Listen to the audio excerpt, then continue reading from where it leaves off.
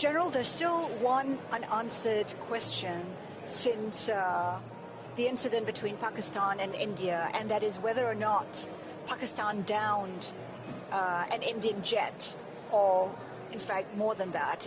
Can you confirm? I think what is important is that not the jet being down, but why they were being down. But a jet, at least one jet was downed? Yeah. Why they were. So the good part is that we are able to understand the tactical mistake which we made, remedy it, rectify it, and then implement it again after 2 days, and flew all our jets, again targeting at long range, which I said.